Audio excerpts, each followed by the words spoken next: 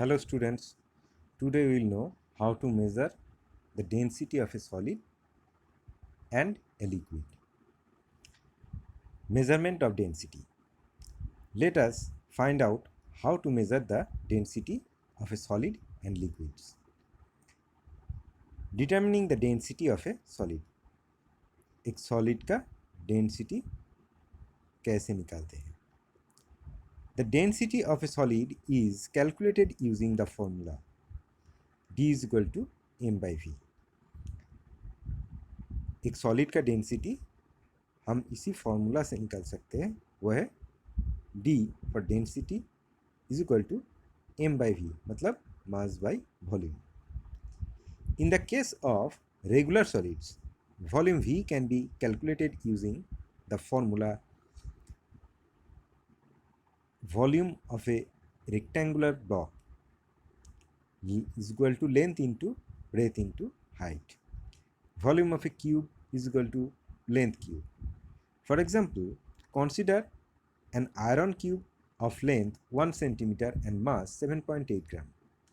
Then density is volume of the cube 1 multiply 1 multiply 1 is equal to 1 centimeter cube. Density is equal to mass by volume is equal to 7.8 divided by 1.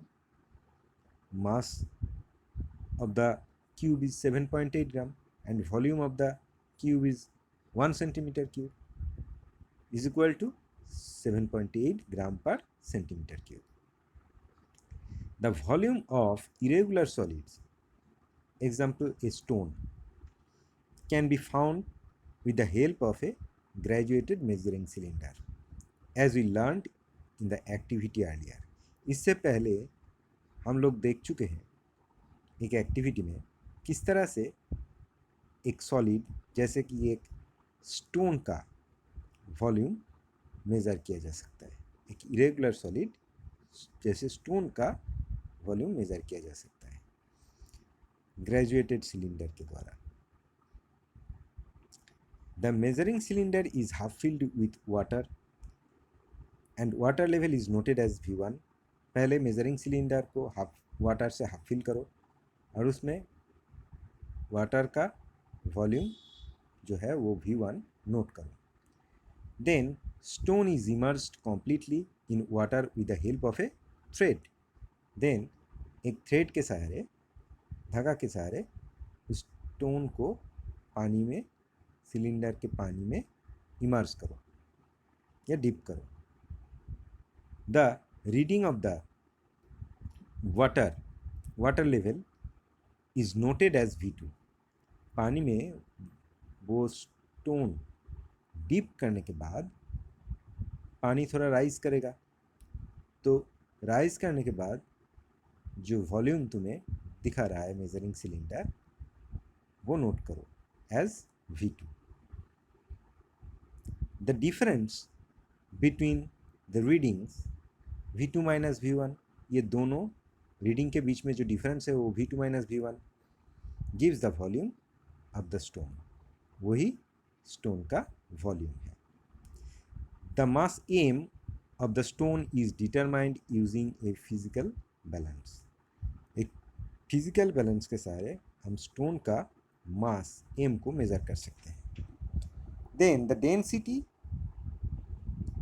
is found using the formula D is equal to m by V2 minus V1. Then हम density of the solid निकाल सकते हैं इस formula के सहारे. Density D is equal to mass of the solid divided by volume of the solid. Volume of the solid V2 minus V1. इस तरह से हम किसी इरेगुलर सॉलिड का वॉल्यूम निकाल सकते हैं. Determining the density of a liquid. एक लिक्विड का डेंसिटी कैसे निकाला जा सकता है? The density of any liquid can be measured by measuring the mass and volume. एक लिक्विड का डेंसिटी उस लिक्विड का मास एंड वॉल्यूम मेज़र करके निकाला जा सकता है. टेक ए ग्लास और a beaker and measure its mass using a physical balance. एक ग्लास या तो बीकर लो, फिर फिजिकल बैलेंस के सहारे उस एम्प्टी बीकर का मास मेजर करो। Let the mass of the empty beaker be M, मानो कि उस एम्प्टी बीकर का मास एम है, small m. Next pour the liquid. Now उस एम्प्टी बीकर में लिक्विड पोर करो, डालो। Whose density is to be measured, जिस लिक्विड का डेंसिटी तुम्हें मेजर करना है। Now measure its mass again, फिर इसका मास मेजर करो यूजिंग ए बैलेंस, एक बैलेंस के सहारे। Let the mass of the filled beaker be capital A, मानो वो लिक्विड फील्ड बीकर जो है उसका मास है capital A. To get the mass of the liquid we will subtract the mass of the empty beaker small m from the mass of the filled beaker capital M. मतलब हमें field beaker capital M की मास से empty beaker small M की मास subtract करना है, तब जाके हमें उस लिक्विड का मास मिलेगा। Now measure the volume of the liquid bye pouring it into a measuring cylinder। अब उस लिक्विड का वॉल्यूम हम मेज़र कर सकते हैं उसको एक मेजरिंग सिलेंडर में पोर करके। Let its volume be capital V. You can find its density by using the formula density is equal to mass by volume is equal to capital M minus small m divided by V. If you take 3 or 4 liquids with different densities in a test tube, you will see that liquids arrange themselves in the order of their density। अगर तुम 3 या 4 liquid को एक test tube में डालोगे तो देखोगे वो लिक्विड्स क्या करेगा, वो लिक्विड्स खुद को अरेंज कर लेगा according to the order of the densities. मतलब जिसका डेंसिटी सबसे ज़्यादा है वो सबसे नीचे रहेगा, मतलब बटम में रहेगा। उसके ऊपर उससे ज़्यादा जिसका डेंसिटी है वो रहेगा। फिर उससे सबसे नीचे रहेगा सबसे ज़्यादा डेंसिटी जिस लिक्विड का वो, उसके ऊपर रहेगा उससे कम जिसका डेंसिटी वो, फिर उससे कम डेंसिटी वाला लिक्विड उसके ऊपर रहेगा, और सबसे लाइट मतलब सबसे कम डेंसिटी वाला जो सब्सटेंस है टॉप में रहेगा। The lighter ones floating on the denser liquids, जो डेंसर लिक्विड्स है उसके ऊपर लाइटर लिक्विड्स फ्लोट करता है। For example, if you take oil, water and glycerin in a test tube, it will arrange itself in order of its densities। उस time क्या होगा, सब अपने डेंसिटी के ऑर्डर के हिसाब से अरेंज कर लेगा। आया समझ में? ना देखो यहाँ पर कुछ सॉल्व एग्जाम्पल्स है न्यूमेरिकल प्रॉब्लम्स का, वो तुम्हें करना है। नीचे देखो एक फिल इन द ब्लैंक्स है, choose the correct option from the bracket. See here, first one is if more mass is packed into the same volume, then density is more। Then density is more, first वाला होगा more। The density, number 2, the density of a substance dash with change in size। तो the density of a substance remains same with the change in size। किसी substance अगर वो substance fix है मानो, उसका size तुम बढ़ाओ या कमाओ, मतलब कम करो, उससे उसका डेंसिटी का कोई चेंज नहीं होगा। किसी भी प्योर सब्सटेंस का डेंसिटी फिक्स्ड है। Then number 3, 1 gram per centimetre cube is equal to 1/1000 और 1000 kg पर मीटर क्यूब। कौन सा होगा यहाँ पर? 1 ग्राम पर सेंटीमीटर क्यूब को, 1 ग्राम को तुम केजी में कन्वर्ट करो तो क्या होगा? 1/1000 kg होगा। और सेंटीमीटर क्यूब को तुम मीटर क्यूब में कन्वर्ट करोगे तो 1/1 मिलियन सेंटीमीटर क्यूब आएगा। तो इसको सिंप्लीफाई करके देखोगे ये 1000 kg पर मीटर क्यूब आएगा। तो इसका आंसर होगा 1000 kg पर metre cube. Number 4, the density of solids is generally dash than density of liquids. Generally solids का density liquids से high होता है, मतलब यहाँ पर होगा higher. Okay, then go to the next page.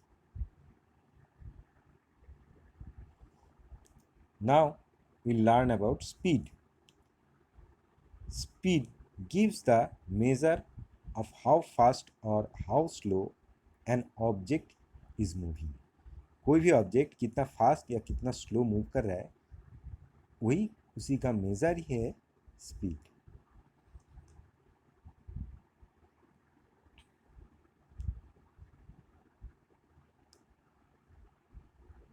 Regardless of its direction, ये कौन सी डायरेक्शन में जा रहा है उसके ऊपर ये डिपेंड नहीं करता है, क्योंकि स्पीड जो है वो एक स्केलर क्वांटिटी है।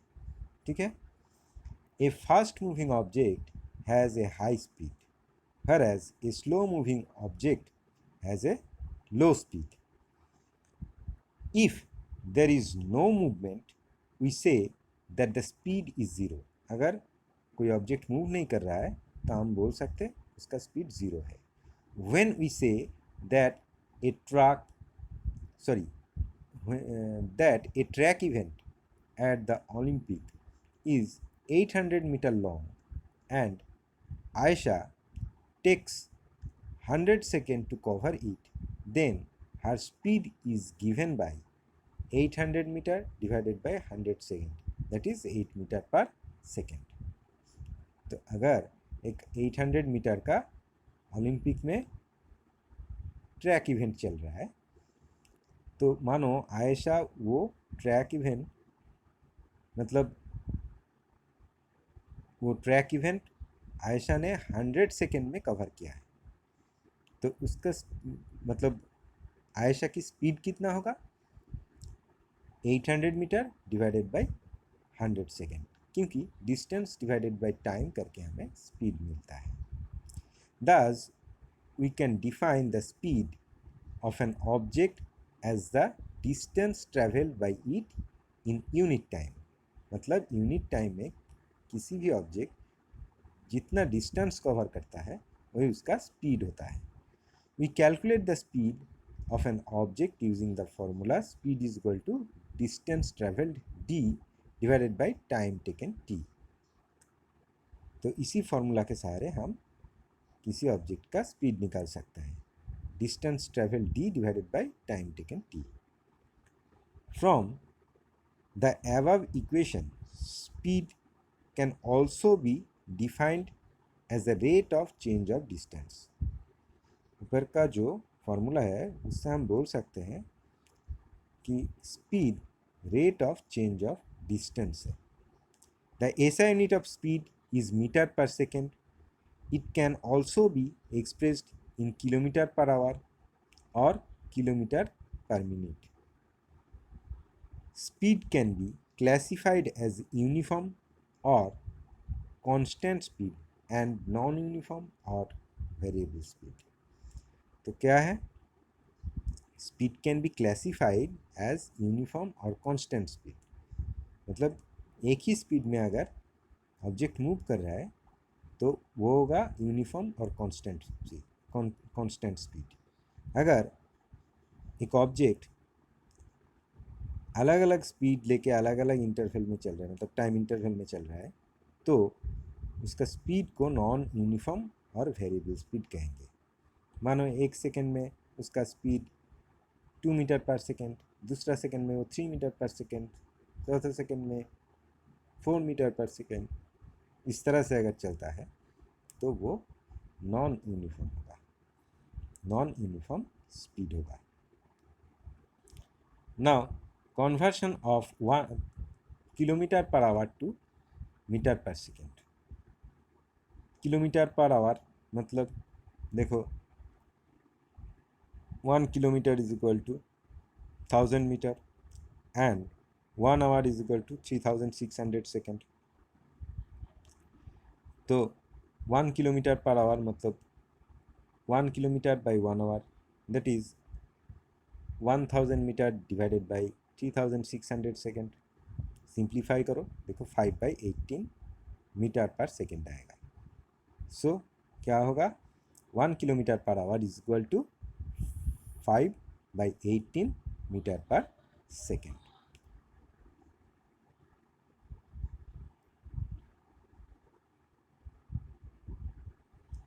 If a body covers 40 kilometer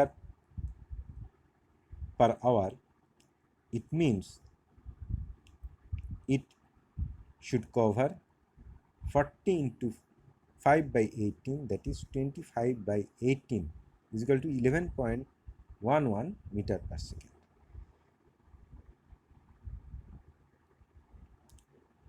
conversion of metre per second to kilometre per hour. अब मीटर पर सेकेंड से किलोमीटर पर आवर में कैसे कन्वर्ट किया जा सकता है। देखो 1 metre per second measure that a body covers 1 metre in 1 second. We have to find what distance the body would cover in 1 hour. हमें निकालना है एक बॉडी 1 आवर में कितना डिस्टेंस कवर करेगा। 1 hour is equal to 3600 second. So the body would cover a distance of 1/3600 meter is equal to 1 into 3600 meter is equal to 3600 meter. Since we need it in kilometers, divide 3600 by 1000, which is equal to क्या होगा, 3600 divided by 1000 is equal to 18/5 kilometer or 3.6 kilometer. So if a body covers 1 meter in 1 second, it would be able to cover 18/5 kilometer or 3.6 kilometer in 1 hour. आया समझ में? Therefore 1 meter per second is equal to 18/5 kilometer per hour is equal to 3.6 kilometer per hour. So a body has a speed of 10 meter per second. Its speed in kilometer per hour would be 10 into 3.6, that is 36 kilometre per our. आया समझ में कि जो body 10 metre per second speed लेके चल रहा है उसका स्पीड किलोमीटर पर आवर में हम कैलकुलेट करेंगे तो वो आएगा 36 kilometre per our. Now fact 5, do you know who is the fastest human being on the earth. क्या तुम्हें पता है कौन इस अर्थ में सबसे तेज दौड़ने वाला? It is Usain Bolt. He finished 100 metre race in 2009 Olympics in 9.58 seconds. What would be his speed in kilometre per hour? तो इसको किलोमीटर पर आवर में कन्वर्ट करो, ये तुम्हें किलोमीटर पर आवर में कन्वर्ट करना है। है समझ में? जिस तरह से यहाँ पर दिखाया गया है उस तरह से वो तुम्हें करना है। Comparing speed, if you want to compare speeds of two objects, find out the distance they will cover in unit time. तो दोनों यूनिट टाइम में कितना डिस्टेंस कवर कर रहा है वो डिस्टेंस तुम निकालो, देन कंपेयर करो. Greater the distance covered the higher is the speed. For example, if a horse covers a distance of 80 km in 2 hours and a camel covers a distance of 120 km in 6 hours, which of the two has a higher speed? तो 1 our में horse कितना cover कर रहा है, 2 hours में 80 kilometre, तो 1 our में 80/2 मतलब 40 किलोमीटर होगा. तो हॉर्स का स्पीड है 40 किलोमीटर पर आवर. और एक कैमल 6 आवर्स में 120 किलोमीटर कवर कर रहा है, तो 1 आवर में कितना कवर करेगा, 120 डिवाइडेड बाई 6 मतलब 20. तो दिखाई दे रहा है horse is faster than the camel, क्योंकि हॉर्स का स्पीड है 40 kilometre per our and camel का स्पीड है 20 किलोमीटर पर आवर. आ समझ में. नाउ देखो,